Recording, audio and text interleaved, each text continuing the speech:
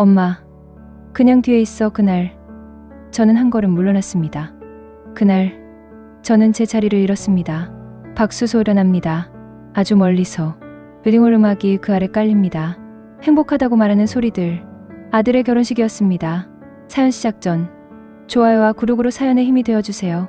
새벽 4시 공장 안은 하얗습니다.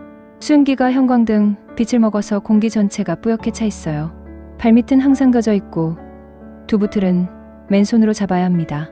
고무장갑을 끼면 미끄러지거든요. 겨울엔 콩물이 손목까지 타고 내려와요. 손가락 감각이 없어집니다. 없어진 채로 계속합니다. 손이 먼저 알거든요. 어디를 잡아야 하는지. 제 이름은 이순이. 올해 63입니다. 이 손이 30년입니다. 민준이 아버지가 나간 건 민준이 12살 때였습니다. 아침이었어요. 밥을 먹다가 그 사람이 말했습니다. 나 그냥 나갈게.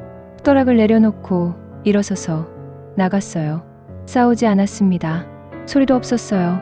트렁크 하나, 운동화. 문 닫히는 소리가 생각보다 작았어요. 그게 더 이상했습니다. 그 사람이 나간 자리에 남은 건 반쯤 먹다만 된장국이었습니다. 아직 뜨거운. 그날 저녁 저는 된장찌개를 끓였습니다. 다 익었는데도 국자로 계속 저었어요. 저으면 눈물이 안 나올 것 같아서요. 민준이가 밥 먹다가 물었습니다. 엄마, 나 학원 가도 돼? 저는 고개를 끄덕였습니다. 국자를 잡은 채로 12살짜리가 그 순간에 학원을 물어봤을 때, 엄마 눈치를 보지 않았을 때, 저는 그게 얼마나 다행이었는지 몰라요. 울지 않아도 됐으니까. 그 이후로 저는 그 아이가 전부였습니다. 새벽엔 두부 공장, 점심엔 학교 앞 분식집 서빙, 저녁엔 아파트 청소 용역, 주말엔 예식장 뷔페 보조. 한 달에 쉬는 날이 하루였는데 민준이 학교 행사가 있으면 거기 갔으니까 사실 쉰 날이 없었습니다. 민준이 고3 때 과외비를 사채로 막았습니다. 이자가 얼마였는지는 지금도 말하기 싫어요. 그래도 했습니다. 민준이가 합격 통지서 받던 날 전화해서 울었습니다. 엄마, 나 됐어. 저는 공장 화장실에 들어가서 수도꼭지를 틀었습니다. 물소리 밑에서 울었어요. 소리 안 나게. 다 됐다. 이제 다 됐어. 그때는 진짜로 그렇게 생각했습니다. 민준이가 대기업에 들어간 건 서울 본사, 지방 출신으로 아버지도 없이 혼자 키운 아들이. 저는 그게 얼마나 어려운 일인지 몰랐어요. 그냥 좋은 줄만 알았습니다. 그런데 그때부터였어요. 처음엔 전화였습니다. 엄마, 사투리 좀. 너무 심해. 찔렸습니다. 경상도 사투리. 제가 태어나면서부터 쓴 말이에요. 공장에서, 분식집에서, 청소하면서. 이 말로 30년을 살았는데 그게 고쳐야 할 것이 됐습니다. 민준아, 엄마가 내 회사 사람들 만날 일은 없잖아. 민준이가 피식 웃었어요. 엄마는 그래서 몰라. 딱 한 종류의 웃음이었습니다. 불쌍하다는 거예요. 세상을 모른다는 거요. 저는 전화를 끊고 한참 앉아 있었습니다. 괜찮다고 생각했어요. 아들이 바깥 세상에 적응하는 거라고. 그렇게 생각하기로 했습니다. 결혼 얘기를 꺼낸 건 민준이 32살 때였습니다. 엄마, 나 만나는 사람 있어. 어떤 애냐? 잠깐 멈추더니 좀 있는 집이야. 좋은 사람이라고 하지 않았어요. 있는 집. 저는 그 표현이 걸렸는데 그냥 넘겼습니다. 나중에 알았습니다. 신부 아버지가 중견기업 대표라는 걸. 민준이 회사에 납품하는 회사 대표요. 저는 그래도 생각했어요. 사랑하는 사람이겠지. 그렇게만 생각하려 했습니다. 상견례는 강남 한정식집이었습니다. 이틀 전 민준이가 전화했어요. 엄마, 옷은 조용한 걸로 입어. 너무 화려하면 안 돼. 사투리는 좀 줄이고 천천히 말하면 덜 나와. 그리고 잠깐 멈추더니 직업 얘기는 굳이 먼저 하지 마. 두부 공장? 엄마, 괜히 상대방이 불편할 얘기부터 할 필요는 없잖아. 불편한 얘기, 두부 공장, 청소, 용역, 뷔페 보조. 이 손으로 민준이를 만든 시간들이 누군가에게는 굳이 꺼낼 필요 없는 이야기가 되었습니다. 그래, 알았다. 그날 그 말이 처음 나왔습니다. 식당은 넓고 조용했습니다. 메뉴판에 가격이 없었습니다. 고은혜 씨는 먼저 와 계셨습니다. 연회색 재킷, 진주 귀걸이, 각도까지 반듯한 미소. 어머, 어머님, 이렇게 먼 길 오셨어요. 저는 손을 내밀었는데 그 순간 제 손이 보였습니다. 굳은 살과 핏줄. 별 말씀을요. 자주 와야죠. 그 말이 고향 억양으로 미끄러졌습니다. 민준이 어깨가 아주 잠깐 올라갔다 내려왔습니다. 저는 봤습니다. 안 본 척했습니다. 식사는 조용히 흘렀습니다. 어머님은 요즘 어떻게 지내세요? 저는 민준이를 잠깐 봤습니다. 그는 찻잔을 보고 있었습니다. 그냥 집에서 쉬고 있어요. 무릎이 망가질 때까지 일했다는 말은 하지 않았습니다. 이제는 좀 쉬셔야죠. 어머님 연세에. 그 말은 나쁜 말이 아니었습니다. 그래서 더 애매했습니다. 잠시 후 오선희 씨가 말했습니다. 혼인 준비는 저희가 중심이 돼서 진행하려고 해요. 요즘은 아이들 위주로 준비하니까요. 그 말은 맞는 말이었습니다. 어머님은 편하게 계시면 될 것 같고요. 편하게. 저는 민준이를 봤습니다. 그는 고개를 끄덕이고 있었습니다. 제 쪽이 아니라 그쪽을 보면서. 도울 게 있으면 말씀 주세요. 요즘 웨딩은 전문 업체가 다 하니까요. 나쁜 말은 하나도 없었습니다. 그런데 제 자리가 어디쯤인지 그때부터 조금씩 흐려졌습니다. 요즘 결혼은 아이들끼리 준비하더군요. 예식장도, 청첩장도, 꽃장식도. 저는 대부분 나중에 들었습니다. 엄마, 이렇게 하기로 했어. 그리고는 덧붙였습니다. 어때? 이미 정해진 뒤에 묻는 말이었습니다. 사진 촬영도 스튜디오가 좁아. 나중에 보내줄게. 아들 결혼 사진을 카카오톡으로 받았습니다. 혼수 이야기가 나왔을 때 저는 모아둔 돈이 있었습니다. 엄마한테 조금 있다. 필요하면서 엄마. 그 돈은 엄마 노후에 써. 괜찮아. 아니, 우리 쪽에서 알아서 할게. 우리 쪽. 그 말이 이상하게 오래 남았습니다. 저희 쪽은 5이에요. 저희 쪽은 저 혼자예요. 양가, 균형. 한쪽엔 5, 다른 한쪽엔 하나. 그 하나가 저였습니다. 처음으로 제가 숫자가 된 느낌이었습니다. 결혼식 사흘 전 민준이가 내려왔습니다.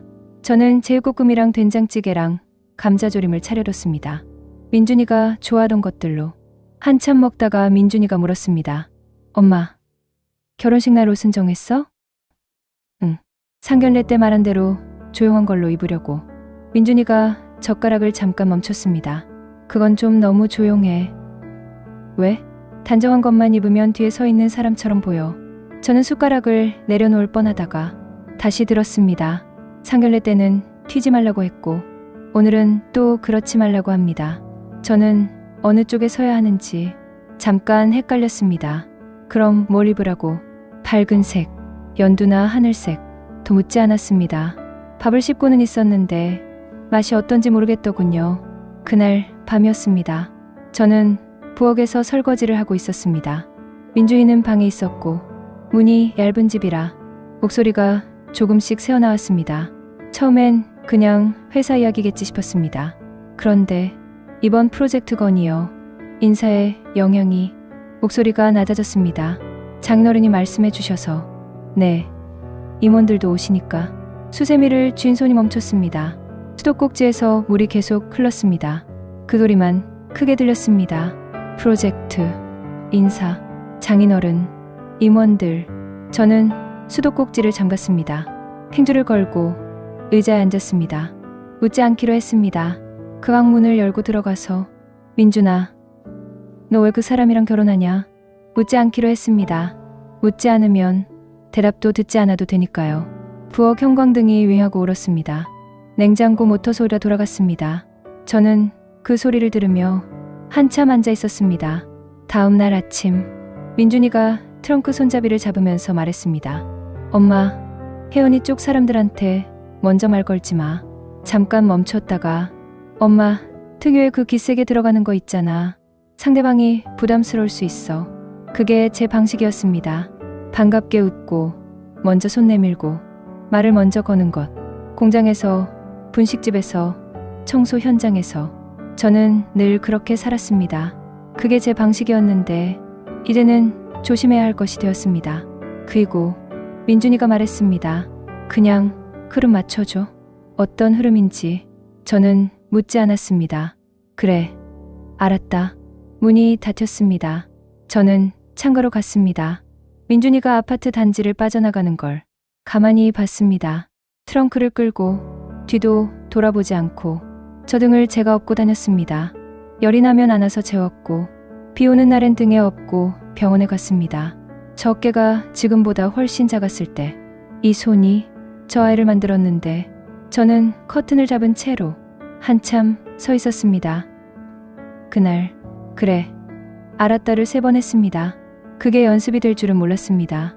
이틀 뒤 그 말이 또 나올 줄은, 그리고 그 말이 제 자리가 될 줄은.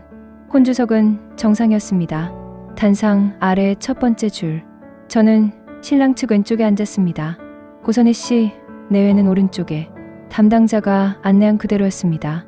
아무 문제 없었어요. 호란이 가득 찼습니다. 낮게 웅성이는 소리, 하얀 꽃 장식, 조명이 따뜻했습니다. 누가 봐도 아름다운 날이었습니다. 민준이가 입장했습니다. 턱시도를 입고 혜원이 손을 잡고 둘이 걸어 들어오는데 홀이 잠깐 조용해졌습니다. 그러다 박수가 났어요. 저도 쳤습니다. 손이 아프도록. 저 아이가 저기 서 있습니다. 제가 새벽마다 공장에서 콩물을 받으며 키운 아이가 큰절 순서가 됐습니다. 먼저 신부 측 부모님께 절을 했습니다. 정현수 씨 내외가 일어나 맞절을 했습니다. 그 다음 저한테 왔습니다. 민준이가 제 앞에 섰습니다. 혜원이 옆에 섰고 둘이 허리를 깊이 숙였습니다. 저는 그 숙인 머리를 봤습니다. 저 머리를 제가 감겨줬는데 열이 나면 이마를 짚어봤는데 저는 맞절을 했습니다. 잘 살아라 소리는 내지 않았습니다. 단체 사진을 찍었습니다. 포토홀 앞에 섰습니다. 사진사가 자리를 조정했습니다. 정현수 씨가 자연스럽게 가운데로 갔습니다. 고선희 씨가 그 옆에, 민준이와 혜원이가 그 사이에, 저는 한 발 옆이었습니다. 사진사가 말했습니다. 어머님, 조금만 더 이쪽으로. 저는 그쪽으로 갔습니다. 가운데에서 한 발, 그 자리였습니다. 셔터 소리가 났습니다. 사진을 찍는 내내 민준이의 시선은 장인 쪽에 더 오래 머물러 있었습니다. 저는 카메라를 보고 웃었습니다. 표현이 시작됐습니다. 테이블마다 사람들이 앉았습니다. 축하한다는 말, 잔부리치는 소리, 웃음. 저는 신랑 측 가족 테이블에 앉았습니다. 한쪽이 잠깐 소란스러워졌습니다. 정장 입은 사람들이 들어왔습니다. 회사 임원들이었습니다.